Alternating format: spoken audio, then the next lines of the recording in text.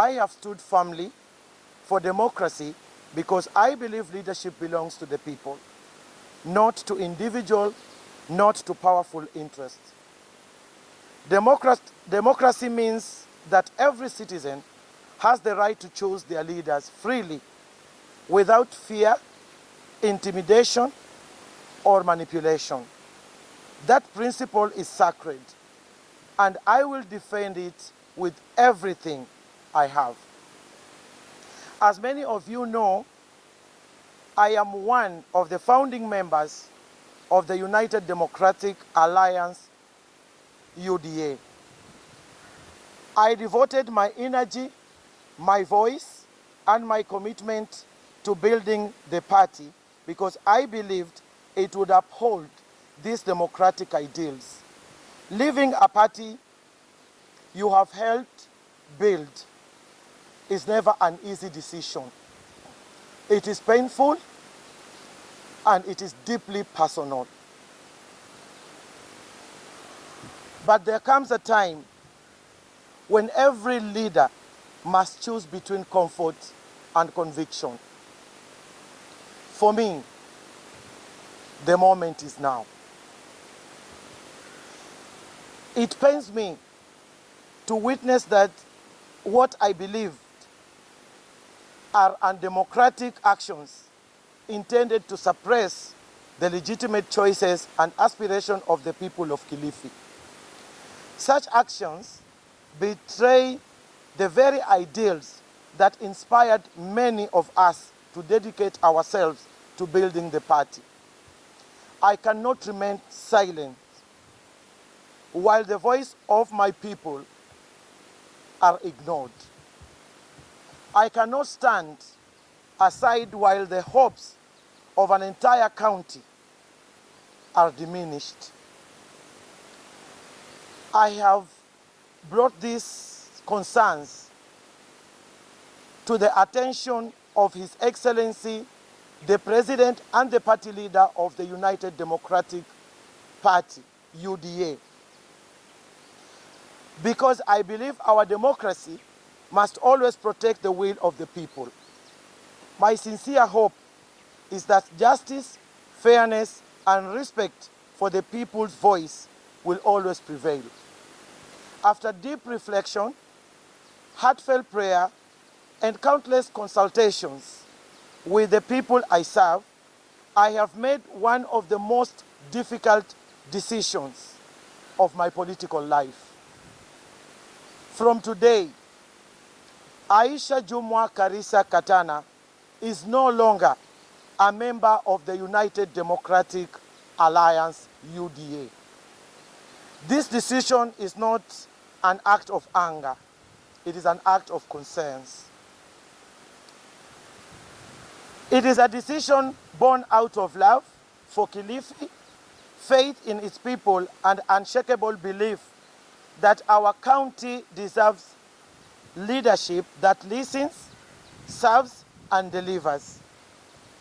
As we move through this transition, Wananchi and the public will play a key role in shaping the next steps.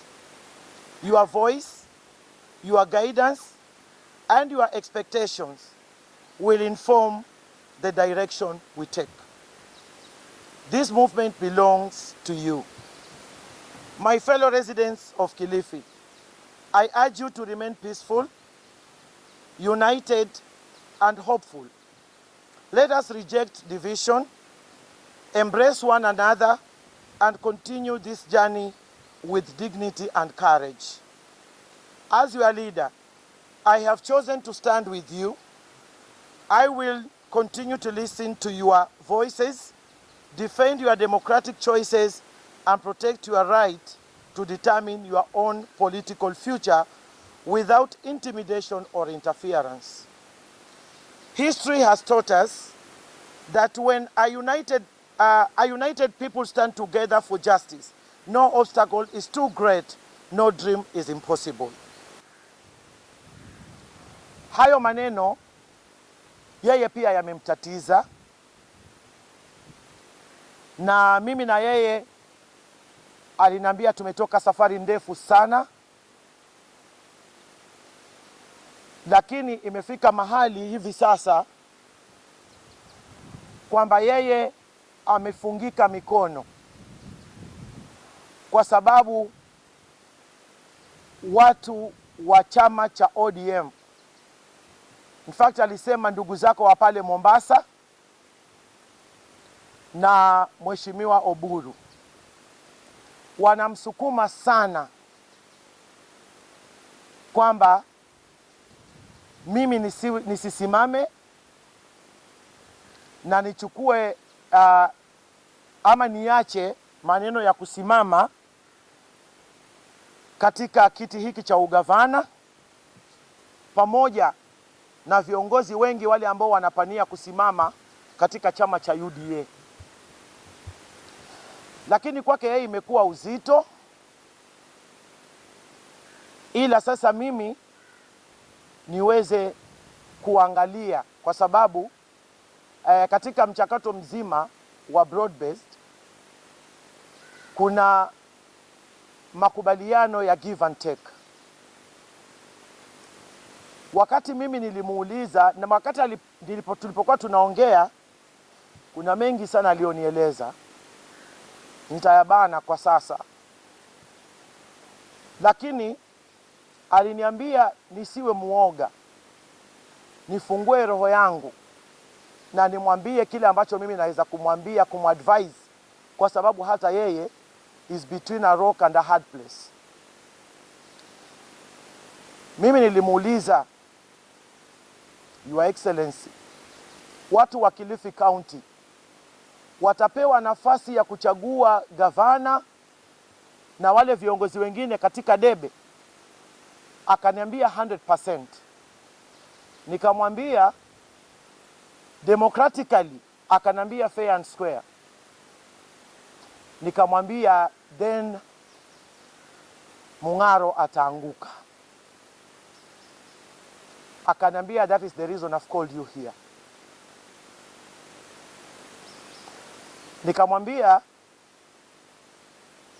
Your Excellency, umesahau, lakini wewe hukuniita, mimi ndo nimekutafuta. Akaniambia sasa vile mambo yalivyo, ndio maana nimeanzisha hii program ya kutafuta kura, ya kuandikisha kura na kuandikisha vitambulisho na kuchukua kura kwa watu wa Pwani, kwa sababu kuna namba ambazo hazitoshelezi. Nimesema hayo nitayabana kwa sasa, kwa sababu hayo ni nimekuwa humiliated. Hata wewe mwenyewe ukija Kilifi ni kama haunijui tena. Your Excellency, kuniahidi tena mimi kwamba nikufanyie campaign ndio uje unipe cabinet slot, wakati wewe leo ni rais, na mimi nimepitia yote yaliyo magumu katika serikali yako bila hata usaidizi. Imenichukua muda sana kuyavumilia yote haya, na mpaka mwisho ni leo umenisacrifice mara nyingi kwa neno moja tu, look at the bigger picture. Na nilimwambia I have no problem with the bigger picture, lakini nataka tu uwapatie watu wa Kilifi na hata mimi haki zangu za kidemokrasia. Kwa hivyo imenichukua muda sana, na imefika wakati, kwa sababu nimeweka ahadi kwa watu wa Kilifi ya kwamba mimi Aisha sitawa betray, sitawa disappoint, and I will never let them down. Nataka niwape nafasi watu wa Kilifi waende wakafanye maamuzi ya kunichagua, ama wakafanya maamuzi yao ya haki ya kidemokrasia katika debe kuchagua viongozi wao.